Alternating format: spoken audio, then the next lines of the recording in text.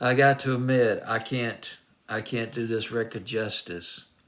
This is such a powerful record. There's just no way I can't.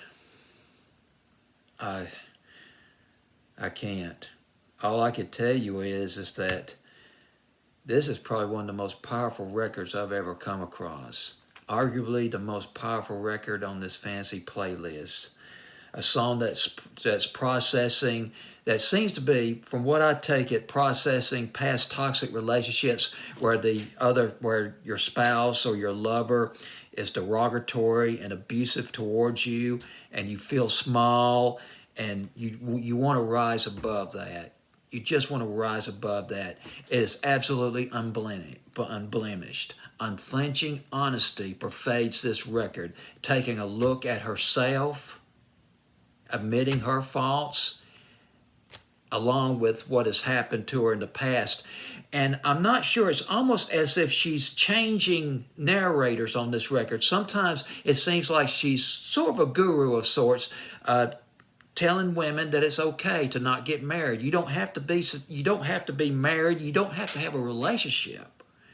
Necessarily have a relationship to be successful, to be fulfilled. You can be fulfilled when you're independent. You don't have to worry about other people's opinion or his opinion or her opinion. And that's the way I take it. It's an inspirational record, and Self-Esteem, the name of the song is called I Do This All the Time. It's at number 17, up 6 from 23 on my fancy playlist. Welcome, this is Dean Kirk, resuming countdown on my fancy playlist of May the 8th, 2022. This was one fabulous discovery. When I first heard this, I didn't even listen to the whole song until first couple of bars, or the first couple of verses. That's it. I'm putting it on my fancy playlist. Rebecca Lucy Taylor, that's her real name, and she played in a band. She's been in the music business for quite a while. At least she's been playing in bands since she was a teenager. She was in a band called the Devlin Project, and she met a fellow from another band. This was in Sheffield. His name was Charles Watson, and they formed a gig. They formed a band called Slow Club, and they both played the guitar. They both sang. He played the piano, and she played the drums. And they got together, and they had some modest success. Starting out, they got some praise from the press, and they got an indie record label deal that teed up a decade of touring and more critical acclaim, and some more success. Not big success, but success just the same. She was doing quite well, except she got tired of touring and just got sick of the whole thing. The problem was towards the end, or maybe before that, Rebecca Lucy Taylor, she wanted to go into a different direction. You know the story. You got members of the band who want to go into a different direction, and the other band's members say, no, we don't want to do this. Happens all the time. What happened with Slow Club, Rebecca Lucy Taylor, she wanted to move into more of a harder, maybe a more edgier direction. She was just tired of being this sweet, charming, heterosexual girl. She wanted to be more holistic. Look, I'm more than this person. I'm more than this person. This is not being a sweet heterosexual girl. This is not the sum total of my personality. There's a lot more to me. There's a lot more issues. There's a lot more things going on about me. And she came out as a bisexual, said that she was bisexual in 2013. But she was reluctant to leave the band. Now, the band got together in 2006. Now, we're in 2017 now. And she didn't want to let her parents down. She didn't want to let her label down. It was a big, big it was a big move, a big jump. And it must have caused a lot of anxiety moments for her. to make this jump, but she did. And she's come out with 2 CDs so far. Compliments Please was her first CD. She performed, I read this was kind of cute right here. Now her music is not necessarily commercially accessible. She's not seeking that. She's seeking more layers. And when somebody referred to her music as art pop, she took it as a compliment, because when you think of art pop, you're not just thinking of a commercially pop record of, like say cliches and, love is love and lovey-dovey and all that, and she wanted to add, you could add layers on top of that, more complications, because relationships can be complicated. It can be nuanced.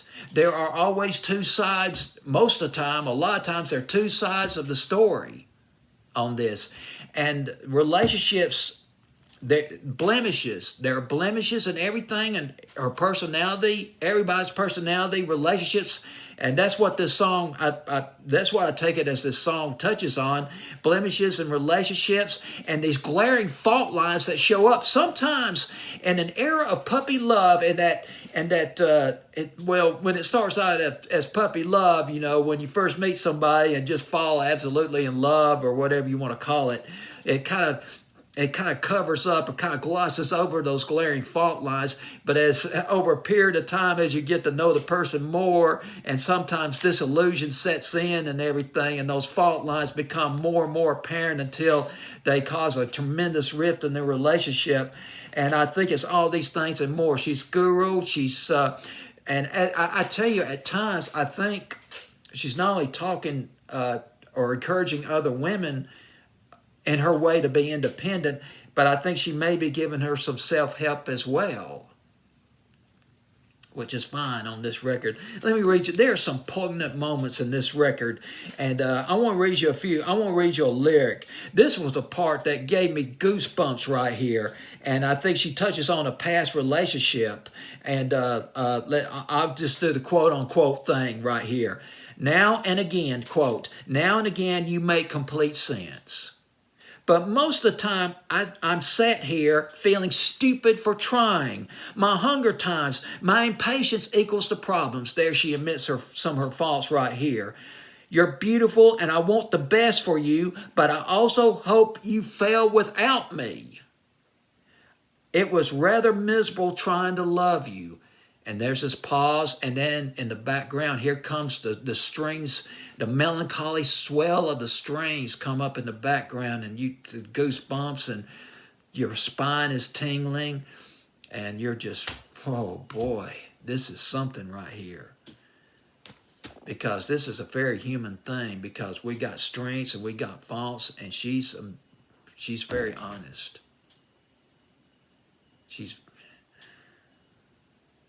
She's considered campy. Did I mention? Oh, I forgot to mention this that she did. I got off topic. She did something cute. Back in 2019, when she performed at the Glastonbury, she wore a mini dress that was composed of Boots Advantage cards. Never heard of Boots Advantage cards. Maybe it's some kind of credit card or gift card or something that they have overseas in England, but that's pretty cool. That sounds like sort of a takeoff or sort of a variation of an Andy Warhol theme of sorts. But boy, got that hip. The thing about her, she talks, well, you got the soulful chorus. I don't know if I already mentioned this, but in case I didn't, you got the soulful chorus that really adds, it enhances the melody of this record. It makes it, helps make it engaging, kind of leads you in gently into this record, because this is powerful stuff, very powerful. A mesmerizing beat pervades this record, and well, doggone it, this is one of the best records I ever heard. She kills it. This Rebecca Lucy Taylor, boy, she's something else on this record. This ain't no puppy love thing. This is keeping it on the real. This is how a lot of relationships often go. You know it, I know it, everybody else knows it.